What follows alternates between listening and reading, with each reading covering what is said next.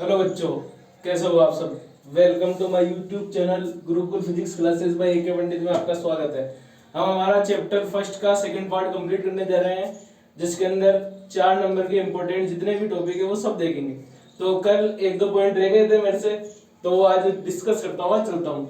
सबसे पहले एक इंपॉर्टेंट क्वेश्चन आता है कि एप्सिलॉन नोट की विमा बताइए। तो भाई F बराबर कितना होता है, K Q1 Q2 अपॉन कितना होता है R स्क्वायर। यानी कि F बराबर कितना हो गया, K की जगह क्या रखोगे 1/4 pi epsilon not Q1 Q2 upon R square. यहां से एप्सिलॉन निकालो, एप्सिलॉन बराबर कितना हो गया Q1 Q2 अपॉन 4 पाई F R स्क्वायर। तो भाई जो कांस्टेंट है उसको छोड़ दो, दूसरी चीज पे बात करेंगे। तो F, ठीक है, तो जो कांस्टेंट उसको छोड़ दो। एप्सिलॉन नॉट बराबर कितना हो गया Q1 Q2 अपॉन F और R स्क्वायर। अब हमें पता है कि फोर्स की विमा कितनी होती है m1 l1 t की पावर -2। तो रखते हैं वैल्यू, फिर चेक करते हैं। एप्सिलॉन नॉट बराबर भाई Q क्या है, आवेश है, आवेश की विमा कितनी होती है a1 t1 into a1 t1, ठीक है। और फोर्स की विमा कितनी हो गई m1 l1 t -2 इंटू कितनी हो गई दूरी, यानी कि आर, आर का स्क्वायर आ रहा है, यानी क्या हो गया लेंथ एल स्क्वायर आ जाएगा। क्या गया एल स्क्वायर। तो एप्सिलॉन नोट कितना हो गया m की पावर -1 l की पावर -3 t की पावर 4, ठीक है, और a की पावर कितनी हो गई 2। तो भाई ये क्या आ गई हमारे पास एप्सिलॉन नोट की विमा आ गई। दूसरी बात कर लेता हूं, एक और टॉपिक ये कहता है कि परावैद्युतांक। भाई परावैद्युतांक क्या होता है, तो सीधा ये है कि निर्वात में बल अपॉन माध्यम में बल का अनुपात, माध्यम में बल का अनुपात क्या कहलाएगा, परावैद्युतांक कहलाएगा। तो परावैद्युतांक को मैं कह दूंगा एप्सिलॉन आर बराबर कितना हो गया एफ अपॉन एफ एम। तो निकाल लो के Q1 Q2 upon r square.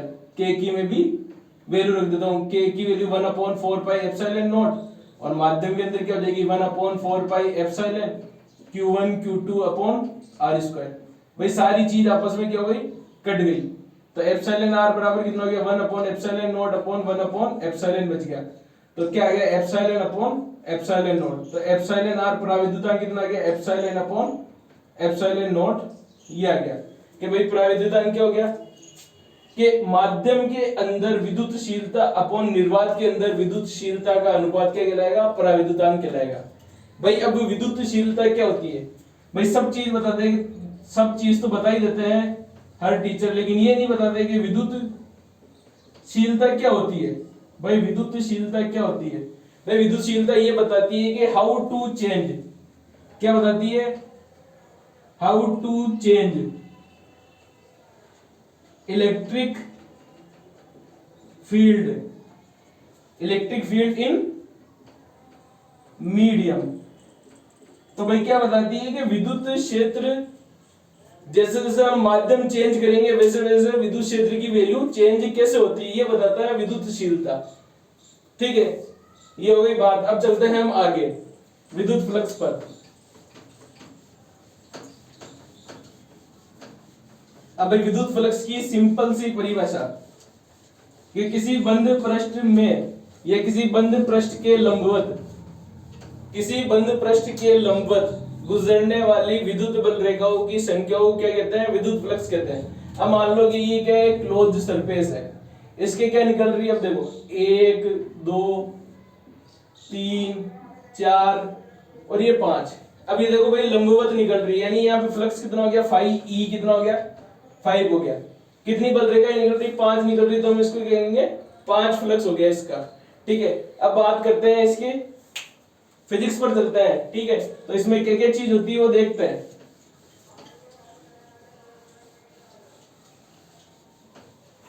अब देखो एक चीज लिखता हूं, भाई ये बताओ कि क्षेत्रफल क्या है, क्षेत्रफल, ठीक है, क्षेत्रफल क्या है, सदिश है या अदिश है। तो भाई मैं तो कहता हूं कि भाई क्षेत्रफल क्या है, एक सदिश है। क्या है भाई, सदिश राशि है। अब मान लो किसी भी वस्तु का क्षेत्रफल या क्षेत्रफल सदिश क्या होगा, कि मान लो कि ये कोई बुक है, ये बुक है, इसके जो भी परपेंडिकुलर यानी कि जो भी परपेंडिकुलर बाहर की तरफ निकल रहा है उसको क्या कहेंगे, इस सरफेस का क्षेत्रफल सदिश कहेंगे। ये अपवर्ड भी हो सकता है और ये डाउनवर्ड भी हो सकता है, दोनों तरफ हो सकता है क्षेत्रफल सदिश। तो हम दोनों के लिए भी बात कर सकते हैं कि ये अपवर्ड क्षेत्रफल सदिश हो गया, ये डाउनवर्ड क्षेत्रफल सदिश हो गया। अब मान लो कि ये क्या है, विद्युत बल रेखा है, ठीक है। अब मान लो कि जो ये क्लोज सरफेस बना रहा हूं, ठीक है, पहले हमने क्या बताया था कि लगभग परपेंडिकुलर बताया था। अब मैं परपेंडिकुलर नहीं बना के मान लो कि कोई थीटा एंगल पे क्या है, ये सरफेस क्या है, मुड़ा हुआ है थीटा एंगल पर। तो अब देखो, ठीक है, तो इसके मान लो परपेंडिकुलर बाहर की तरफ नॉर्मल, तो ये तो हो गया इसका क्षेत्रफल सदिश, और ये हो गई विद्युत बल रेखाओं की संख्या या विद्युत क्षेत्र की तीव्रताओं में संबंध हो गया, या विद्युत बल रेखाओं की संख्या मान लो, या विद्युत बल रेखा बाहर की तरफ निकल रही है। अब देखो मुझे क्या है कि फ्लक्स क्या था कि किसी भी क्लोज सरफेस या बंद पृष्ठ में से लंबवत बाहर निकलने वाली विद्युत बल रेखाओं की संख्या को हम क्या कहेंगे, विद्युत फ्लक्स कहेंगे। लेकिन भाई अब देखो, क्षेत्रफल सदिश और ये विद्युत क्षेत्र दोनों क्या है, अलग अलग डायरेक्शन में, दोनों के बीच में एंगल कितना है, थीटा है। तो भाई अब ये परपेंडिकुलर तो हुई नहीं, तो मैं क्या करूंगा, इस क्षेत्रफल सदिश का क्या लूंगा, आधार घटक लूंगा। अब भाई देखो, ये ट्राइंगल हो गया, ये थीटा हो गया। अब मान लो तुम्हारे को क्या है, ये पता है, ठीक है, ये भुजा मान लो एस मान लो अभी के लिए। तो भाई आधार घटक का मतलब क्या हो गया, एस कोस थीटा, और परपेंडिकुलर यानी लंबवत घटक कौन सा हो गया, एस साइन थीटा। तो ये होगा आधार घटक और ये क्या होगा, लंबवत घटक। तो इसके बारे में यही भी चर्चा करेंगे हम। तो अब देख लो, तो इसका आधार घटक कौन सा हो गया, इसी डायरेक्शन के अंदर एस मान लो। चलो ठीक है, हमने क्या लिया, एक छोटा सा सरफेस लिया, तो इसके लिए हम सरफेस ले लेते हैं डीएस, क्षेत्रफल सदिश डीएस ले लेते हैं। तो इसके लिए क्या हो गया, ये डीएस कोस थीटा हो गया। तो अब देखो फ्लक्स क्या हो गया, फ्लक्स फाई ई बराबर क्या हो गया, ठीक है, फाई ई बराबर integration close E dot DS. या भाई ये डॉट हटेगा तो क्या लगेगा, भाई डॉट हटा तो क्या लगा, ई डीएस कोस थीटा। तो ये हो गया हमारा फ्लक्स का सूत्र हो गया, ठीक है। अब फ्लक्स का सूत्र हो गया, तो मात्रक देख सकते हो, ठीक है, क्या देख सकते हो, मात्रक देख सकते हो, या इसकी क्या देख सकते हो, विमा देख सकते हो, ठीक है। तो ज्यादा चर्चा नहीं कर सकते हैं, देख सकते हैं, तुम्हारे को निकालना भी आता होगा, सबको निकालना आता है। तो हम चलेंगे जस्ट इससे आगे। तो भाई अब देखो, इससे आगे क्या आता है, द्विध्रुव आता है। क्या आता है, विद्युत द्विध्रुव, ठीक है। तो विद्युत द्विध्रुव की चर्चा करेंगे, फिर विद्युत द्विध्रुव से क्या निकालेंगे कि अक्षीय और निरक्षीय के ऊपर विद्युत क्षेत्र की तीव्रता। ये भाई चैप्टर का सबसे इंपॉर्टेंट टॉपिक, 4 नंबर में दोनों में से एक तो जरूर जरूर पहुंचा जाएगा या पूछा जाएगा। तो अब देख लो, पहले देख लो विद्युत द्विध्रुव भाई क्या होता है। अब मैंने मान लिया क्या है कि एक माइनस क्यू चार्ज है और एक प्लस क्यू चार्ज है, दोनों के बीच में क्या है, स्मॉल दूरी, यानी कि मैंने मान ली 2 है। तो भाई जो मैंने ये व्यवस्था क्या करी, ये व्यवस्था बनाई, ठीक है। तो इस व्यवस्था बनाई, तो इस व्यवस्था को मैं क्या कहूंगा, विद्युत द्विध्रुव। या विद्युत द्विध्रुव परिभाषा भी लिख सकते हो, दो परिणाम में समान में अपोजिट चार्ज, इस दोनों के बीच में क्या स्मॉल दूरी पर रखे हुए हो, तो ये व्यवस्था क्या कहलाएगी, विद्युत द्विध्रुव कहलाएगी, ठीक है। अब चलते हैं विद्युत द्विध्रुव से विद्युत द्विध्रुव आघूर्ण पर। भाई आघूर्ण क्या हो गया, ये देखो आघूर्ण, तो भाई एक चार्ज का या एक आवेश का परिणाम, एक आवेश का परिमाण इनटू उनके मध्य की दूरी, भाई ये क्या कहलाएगी, विद्युत द्विध्रुव आघूर्ण कहलाएगी, विद्युत द्विध्रुव आघूर्ण। लो भाई विद्युत द्विध्रुव आघूर्ण को हम किससे बताएंगे, ये लो पी से बताएंगे। तो एक आवेश का परिमाण हो गया, दोनों के बीच की दूरी कितनी हो गई, ए हो गई, तो पी बराबर कितनी हो गई, 2a3। ये क्या गया, विद्युत द्विध्रुव। तो भाई जहां भी बात करेंगे विद्युत द्विध्रुव की, तो क्या होगा, P बराबर कितना हो गया, 2a3 विद्युत द्विध्रुव आघूर्ण। अब लो मात्रक देख लो, भाई मात्रक देख लो इधर, तो मात्रक कितना हो जाएगा, P। भाई a क्या है, दूरी है, दूरी का मात्रक क्या होता है, मीटर, और आवेश का मात्रक क्या होता है, कूलाम। तो आंसर क्या जाएगा, मात्रक कूलाम मीटर आ जाएगा। विमा देख लो इसकी, ठीक है, तो विमा हम यहाँ देख लेते, जगह नहीं है नीचे, तो विमा देख लो, विमा बराबर कितनी हो गई, पी की विमा। भाई लंबाई की विमा कितनी होती है, L1, आवेश की विमा कितनी होती है, A1 T1, तो विमा कितनी हो गई, M0 L1 T1 और ये A1 हो गई। ये क्या हो गई, विद्युत द्विध्रुव की विमा हो गई। अब चलते हैं हम जस्ट इससे आगे, कि भाई विद्युत द्विध्रुव से क्या करेंगे कि विद्युत द्विध्रुव के अक्ष पर चुंबकीय क्षेत्र की विद्युत क्षेत्र की तीव्रता, सॉरी चुंबकीय क्षेत्र नहीं, विद्युत क्षेत्र की तीव्रता तथा निरक्ष पर विद्युत क्षेत्र की तीव्रता का व्यंजक हम प्राप्त करेंगे। भाई ये 4 नंबर के लिए इंपॉर्टेंट टॉपिक है।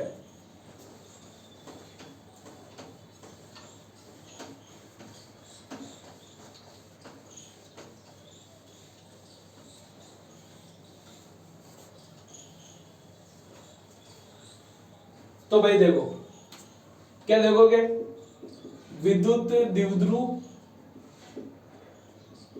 के अक्ष पर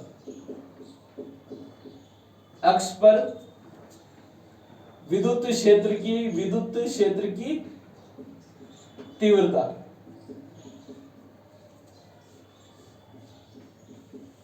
अब लो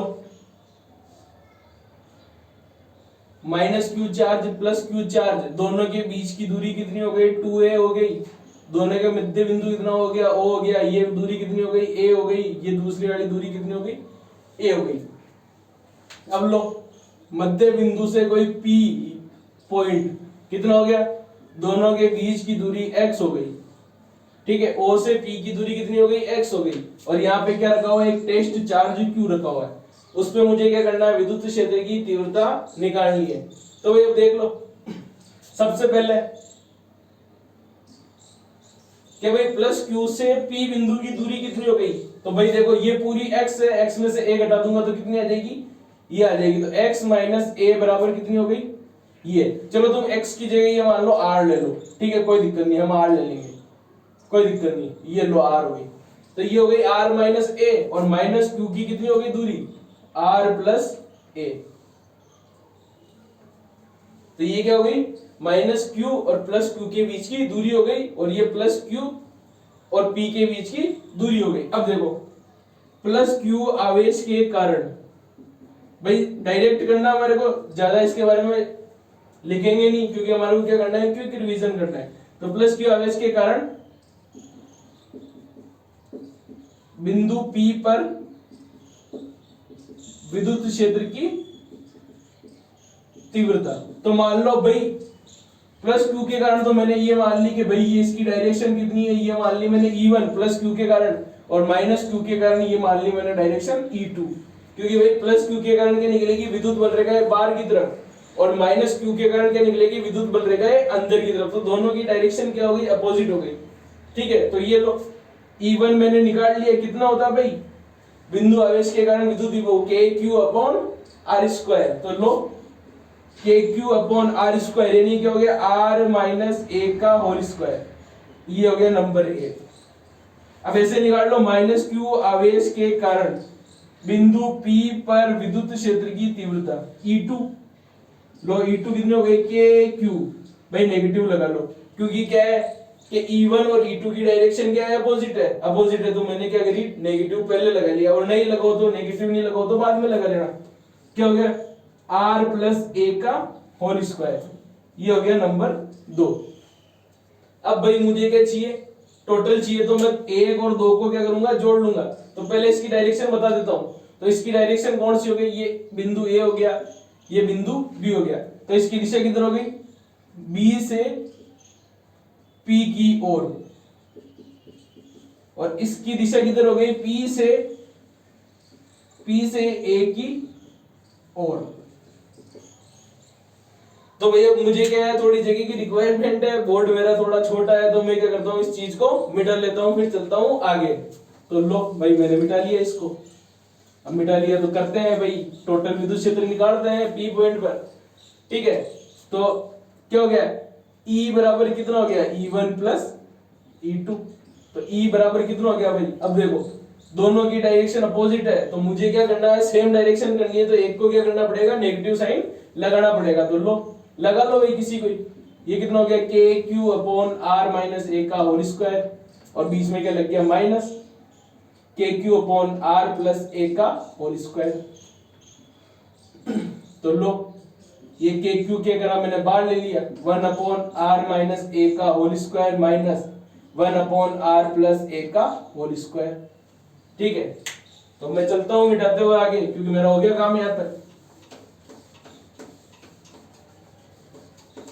अब लो देखो भाई आगे क्या हो गया, E बराबर कितना हो गया, ये के क्यू, एलसीएम ले लिया आर माइनस ए का होल स्क्वायर और आर प्लस ए का होल स्क्वायर। ठीक है, ले लो, तो इधर क्या जाएगा आर प्लस ए का whole square minus R minus A का होल स्क्वायर। तो भाई होल स्क्वायर खोलना सबको आता होगा, ई बराबर के क्यू, ये r square plus 2 r plus ए स्क्वायर माइनस क्या हो जाएगा माइनस आर स्क्वायर, और माइनस माइनस क्या हो जाएगा प्लस 2 आर, और माइनस माइनस यानी ये प्लस प्लस फिर क्या हो गया माइनस का ए स्क्वायर, और नीचे क्या हो गया ए माइनस बी और ए प्लस बी। तो मैं क्या लिख सकता हूँ A square minus B square का होल स्क्वायर लिख सकता हूँ। तो ये लो आर स्क्वायर माइनस ए स्क्वायर का स्क्वायर लिख सकता हूँ, लिख लो भाई कोई दिक्कत नहीं। आर स्क्वायर से ये आर स्क्वायर कट गया, ए स्क्वायर से ये ए स्क्वायर कट गया। तो ई बराबर कितना हो गया के क्यू इंटू 2 और 2 कितना हो गया 4 लिख सकते हैं भाई, लिख सकते हैं, तो ठीक है। और नीचे क्या हो गया आर स्क्वायर माइनस ए स्क्वायर का स्क्वायर। अब देखो भाई कि मुझे पता है P बराबर कितना होता है 2AQ, तो यहाँ पे देखो यहाँ से 2 कॉमन ले लूंगा, तो यहाँ क्या बच जाएगा 2AQ। तो 2AQ को मैं क्या लिख सकता हूँ R लिख सकता हूँ, क्या लिख सकता हूँ R लिख सकता हूँ। अब देखो चलता हूं मैं आगे,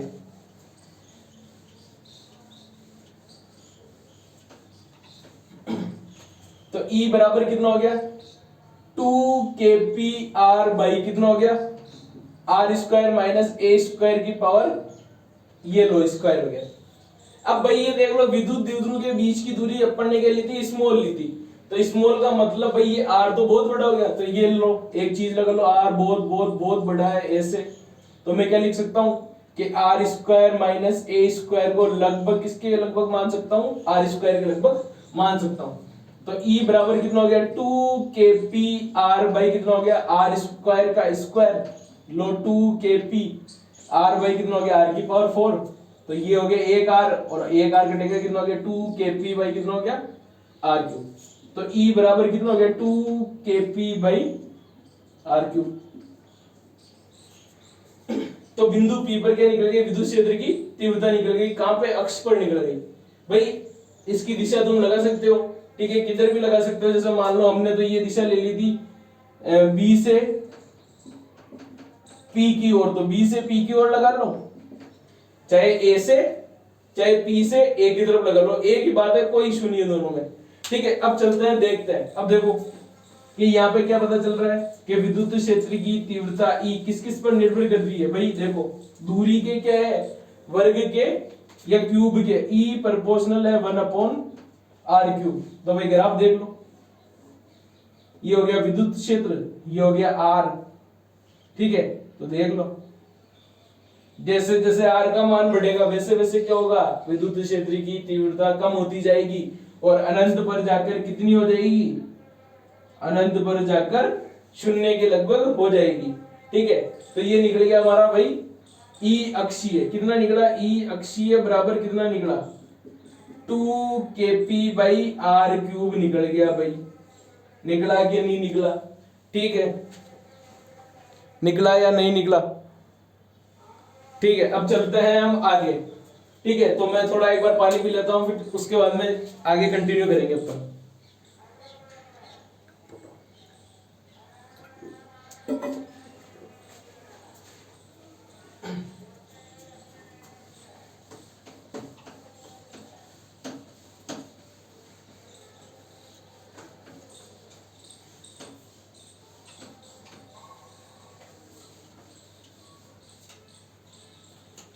अब देखिए भैया आगे विद्युत द्विध्रुव के कारण निरक्ष या क्या लिख सकते हैं विषुवतीय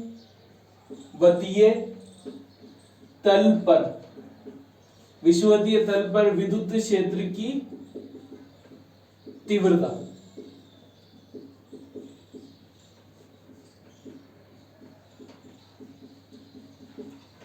तो भाई मैं बना लेता हूं विषुवतीय तल। तो ये लो, ये माइनस क्यू आवेश, ये प्लस क्यू आवेश, दोनों के बीच में ओ पॉइंट है, दोनों के बीच की दूरी कितनी है 2a है। ये दूरी a हो गई, ये दूरी a हो गई। मान लो यहां से कितनी है r दूरी पर बिंदु p है, ठीक है, और p पर क्या है एक टेस्ट चार्ज q रखा हुआ है। तो भाई इसके कारण क्या होगा, ये लो, इसके कारण विद्युत क्षेत्र E1 बाहर की तरफ, और इसके कारण विद्युत क्षेत्र E2 कहां जाएगा अंदर की तरफ, ठीक है। अब लो पाइथागोरस थ्योरम लगा लो, ये पता है तुम्हारे को, तो क्या हो जाएगी आर स्क्वायर प्लस ए स्क्वायर, और इधर वाली भी कितनी हो गई आर स्क्वायर प्लस ए स्क्वायर हो गई। अब देखो ये एंगल कितना हो गया थीटा हो गया। तो अब लो, ठीक है, ये एंगल भी मान लो थीटा हो गया। तो ये सेम है एज इट इज, क्या है कि किसी दो लाइनों के ऊपर ये ऐसे एंगल बन रहा है, तो ये थीटा है, तो ये भी क्या होगा थीटा ही होगा, ठीक है। लो ये थीटा हो गया, तो ये भी क्या हो गया थीटा हो गया। अब देखो पहले एक चीज देख लेते हैं इन दोनों के कारण। तो भाई प्लस क्यू आवेश के कारण विद्युत क्षेत्र की तीव्रता यानी कि E1 हो गया। E1 कितना हो गया भाई के क्यू अपॉन आर स्क्वायर की जगह क्या जाएगा भाई, दोनों के बीच की दूरी आर स्क्वायर प्लस ए स्क्वायर का स्क्वायर।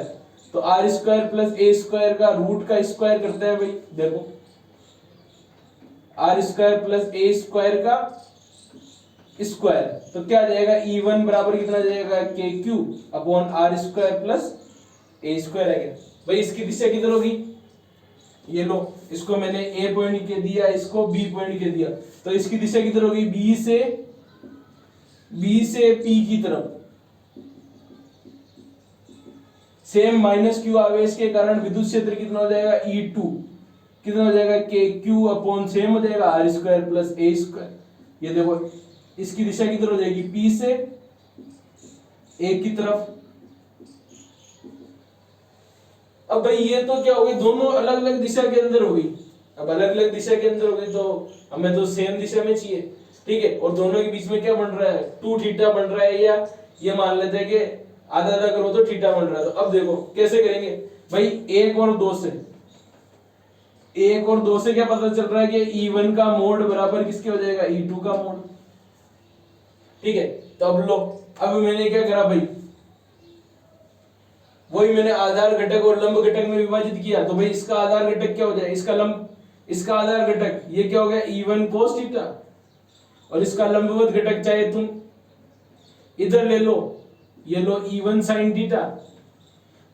तो मैं इधर भी मान सकता हूं क्या हो गया ये E1 sin थीटा।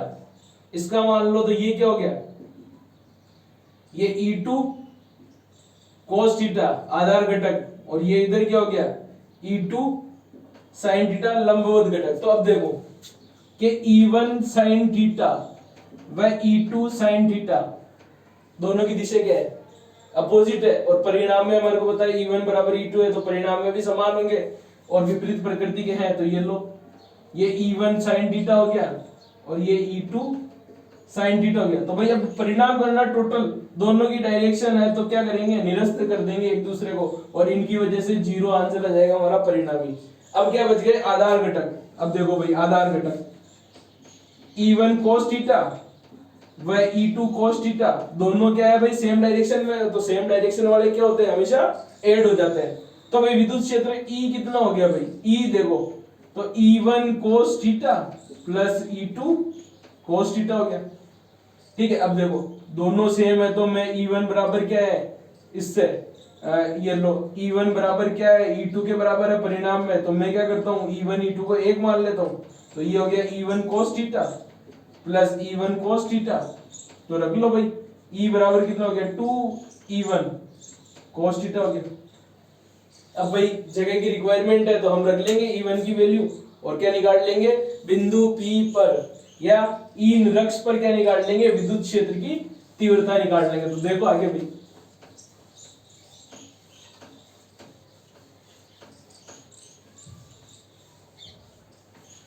तो देखो भाई ई निरक्षीय कितना हो गया, निरक्षीय, निरक्षीय का मतलब 2 के क्यू अपॉन क्या हो गया, आर स्क्वायर प्लस ए स्क्वायर, और ये क्या हो गया, कोस थीटा हो गया। ठीक है, यहां तक सही है। अब देखो कि भाई हम क्या करते हैं, कोस थीटा की वैल्यू निकालते हैं। देखो भाई ये एंगल, इसी ट्राइंगल के अंदर देख लो, ट्राइंगल कौन सा हो गया, ट्राइंगल ओ बी पी में भाई कोस थीटा का मतलब क्या हो गया, पाइथागोरस प्रमेय तो तुम्हारे को पता है, या पाइथागोरस क्या है, लाल बटेवा कक्का, क्या पता है, लाल बटेवा कक्का। तो भाई कोस थीटा क्या हो जाएगा, आधार बटेवा कर्ण, तो भाई आधार बटेवा कर्ण लिख लो, ये हो गया कोस थीटा। तो लो भाई कोस थीटा, आधार कितना है तुम्हारा a, और लंब की आधार कितना है a, और कर्ण कितना है भाई, लो आर स्क्वायर प्लस ए स्क्वायर लिख लो। तो रखो यहाँ पे ई निरक्ष पे, ई निरक्षीय, ठीक है, 2kq, ये हो गया a, भाई इसकी पावर 1 और इसकी पावर कितनी है, 1/2, तो लो आर स्क्वायर प्लस ए स्क्वायर की पावर 1 प्लस 1/2, तो मैं क्या लिख सकता हूं, 2kaq अपॉन क्या हो गया, आर स्क्वायर प्लस ए स्क्वायर की पावर 3/2। कोई दिक्कत है क्या, नहीं दिक्कत, कोई दिक्कत नहीं है। तो ये हमारे को पता है कि यहां से क्या है कि p बराबर कितना होता है, 2aq, तो लो द्विध्रुव की वैल्यू रख दो, तो कितना हो जाएगा, 2 को हट गया तो क्या हो गया, kp, क्या हो गया, kp upon r square plus ए स्क्वायर की पावर 3/2। भाई दिशा, दिशा तुम एक ले लो चाहे, ठीक है, दिशा कौन सी ले लो, P से A की तरफ दिशा ले लो, इसकी सेम एक, कोई दिक्कत नहीं, ठीक है, कोई इशू नहीं है, किधर ही ले लो दिशा, कोई दिक्कत नहीं है हमारे, ठीक है। तो दिशा छोड़ देते हैं, अभी आगे चलते हैं। तो अब देखो फिर वही कंडीशन कि भाई R बहुत बहुत बहुत बड़ा है A से, R क्या है, बहुत बहुत बहुत बड़ा है A से, तो लगो कंडीशन, कंडीशन लगाएंगे ऊपर। देखो अब देखो आर स्क्वायर प्लस ए स्क्वायर किसके बराबर हो गया, आर स्क्वायर के, रख लो ई निरक्षीय बराबर कितना हो गया, kp बाई आर स्क्वायर की पावर 3/2। भाई स्क्वायर का रूट करेंगे आर आ जाएगा, फिर क्यूब करेंगे कितना आ जाएगा, आर क्यूब आ जाएगा। तो लो kp बाई कितना हो गया, आर क्यूब। ये हमारा क्या आ गया, ई निरक्ष के ऊपर, ई इक्विटोरियल पे या ई निरक्ष पर या ई विषुवतीय तल पर चुंबकीय विद्युत क्षेत्र की तीव्रता आ गई। अब देखो भाई विद्युत क्षेत्र की तीव्रता आ गई, तो भाई निकाल लो संबंध, तो वही है कि ई किसके प्रोपोर्शनल है, ई प्रोपोर्शनल है 1/r के। तो अब देखो, तो ई ग्राफ बढ़ो, ये हो गया ई और ये हो गया आर, ये आर क्यूब के प्रोपोर्शनल है 1/r क्यूब के। तो देखो जैसे जैसे जैसे दूरी बढ़ेगी वैसे वैसे क्या होगा, विद्युत क्षेत्र का मान कम होता जाएगा। अब देखो भाई एक क्वेश्चन और पेपर में पूछ लेते हैं, क्या पूछ लेते हैं भाई, कि ई अक्षीय और ई निरक्षीय के अंदर संबंध क्या होता है। संबंध का मतलब ऐसे हम पूछ लेते हैं, भाई बताओ कि भाई ई निरक्षीय या ई अक्षीय बराबर कितना होता है, बताओ तो भाई। अब देखो हमारे को पता है कि ई अक्षीय कितना होता है, ई अक्षीय बराबर 2kp/r क्यूब, और ई निरक्षीय कितना होता है, ये लो। तो भाई ई अक्षीय बराबर किसके हो गया, ई अक्षीय बराबर कितना हो गया, 2e निरक्षीय। तो भाई ये पेपर में पूछने वाली चीज है, भले मान लो कि ये उन्होंने बड़े में नहीं पूछा, 4 नंबर में नहीं पूछा, तो उन्होंने क्या है कि वो पूछ लेंगे कि छोटा पूछ लेंगे, क्या पूछ लेंगे, छोटे के अंदर की ई अक्षीय बराबर कितना होता है, 2e निरक्षीय। भाई ये अजमेर के बोर्ड में पूछा था, यानी अजमेर का भी द्विवार्षिक का पेपर हुआ था ना, उसके अंदर पूछा था कि ई निरक्षीय या ई अक्षीय के अंदर संबंध बताओ, ठीक है। तो ये लो ई निरक्षीय हो गया और ये ई अक्षीय हो गया। तो अब हम चलते हैं आगे, आगे कहां चलेंगे, ये हो गया हमारा लगभग आधा चैप्टर। एक पॉइंट और है, एक पॉइंट और है कि एक समान विद्युत क्षेत्र के अंदर हमारे को क्या करना है, द्विध्रुव को रखना है। तो क्या होता है, ठीक है भाई। तो एक समान विद्युत क्षेत्र में अगर हमने द्विध्रुव को रखा तो क्या होता है, वो भी देख लेंगे अभी कि क्या होता है।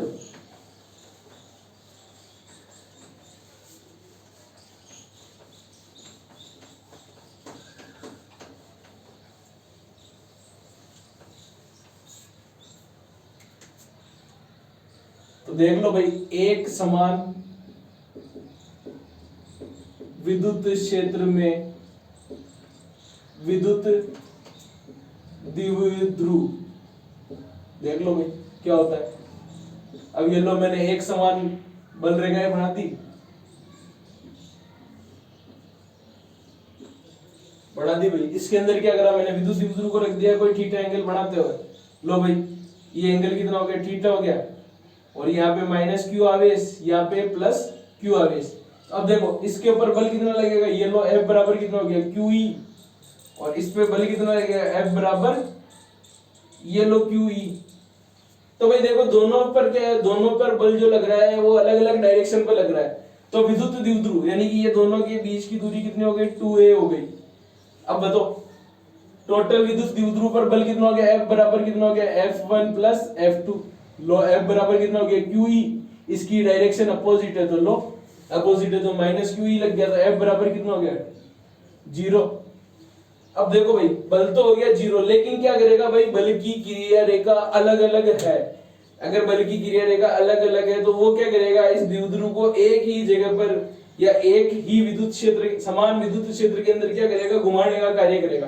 तो भाई अगर कोई चीज एक ही जगह क्या करती है, घूर्णन करती है, तो उसमें क्या चीज उत्पन्न होती है, बलागुण। क्या उत्पन्न होगी, बलागुण। तो लो भाई बलागुण आ गया हमारा नया पॉइंट। तो बलागुण क्या हो गया, एक बल का परिमाण, एक बल का परिणाम इनटू उनके मध्य की लंबवत दूरी। तो इसको क्या कह देंगे भाई, बलागुण कह देंगे। तो निकाल लो इसको भाई, मैंने क्या करा, आगे बढ़ाया, इसको भी मैंने आगे बढ़ाया, तो जहां मिलेंगे वहां क्या बनेगा, 90 डिग्री का एंगल बनेगा। और वही क्या है, इन दोनों के बीच की लंबवत दूरी। भाई अब मुझे क्या पता है कि ये लो, अगर मुझे ये एंगल थीटा पता है और ये एक 90 पता है, तो ये तो हो गई भाई आधार, ये हो गई लंब, ये हो गई कण। तो अब मुझे क्या चाहिए, लंब चाहिए। ठीक है, तो लंब बटेवा कण, लंब बटेवा कण का मतलब कितना होता है, साइन थीटा। अब मुझे लंब निकालना, तो लो लंब बराबर कितना हो गया, कण साइन थीटा, और कण की वैल्यू कितनी है, 2a साइन थीटा। अब लो बल आघूर्ण को हम टाउ से बताएंगे, टाउ बराबर कितना हो गया, एक बल का परिणाम लिख लो QE into 2a sine theta. अब देखो यहाँ पे क्या 2aq e साइन थीटा। अब हमारे को पता है कि 2aq कितना होता है, p होता है द्विध्रुव, तो टाउ बराबर कितना हो गया, pe साइन थीटा। भाई साइन थीटा हटेगा तो क्या लगेगा भाई, क्रॉस लगेगा, तो क्रॉस लगा दो। ये लो, तो ये क्या निकल गया, ये क्या निकल गया भाई, बलागुण निकल गया। टाउ बराबर कितना होता है, p क्रॉस e।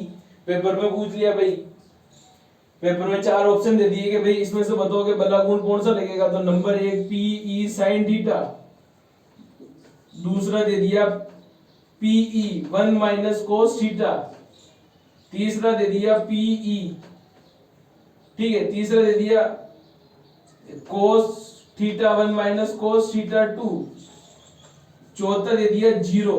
तो भाई क्या लगाना हमारे को कि एक समान विद्युत क्षेत्र के अंदर बलागुण कितना होता है, टाउ बराबर P क्रॉस E होता है। तो भाई पहला ऑप्शन सही हो जाएगा हमारा। ठीक है, तो भाई आज की क्लास हम ये विराम करते हैं। धन्यवाद। और अगली क्लास के अंदर हम लेके आएंगे पार्ट 3 के अंदर। ठीक है, रेखीय आवेश घनत्व, सरफेस आवेश घनत्व, वॉल्यूम आवेश घनत्व, और साथ में किसकी बात करेंगे, गाउस नियम की। और गाउस नियम से क्या करेंगे कि गोलीय कोश के कारण विद्युत क्षेत्र की तीव्रता निकालेंगे, अनंत लंबाई के चालक तार के कारण क्या करेंगे, विद्युत क्षेत्र की तीव्रता निकालेंगे, और एक अनंत परत के कारण या चद्दर के कारण क्या करेंगे, विद्युत क्षेत्र की तीव्रता निकालेंगे। तो इन तीनों टॉपिक को अच्छे से पढ़ना है, क्योंकि इनमें से 1-4 नंबर का क्वेश्चन जरूर पूछा जाएगा आपसे पेपर में। तो ये कवर है तो हमारा 4 नंबर आ जाएगा, और नहीं कवर है तो नहीं आएंगे हमारे। तो हमारे को क्या करना, तैयारी करनी है अच्छे से और कवर करना है। तो धन्यवाद, आज की क्लास हम यही समाप्त करते हैं। Thank you.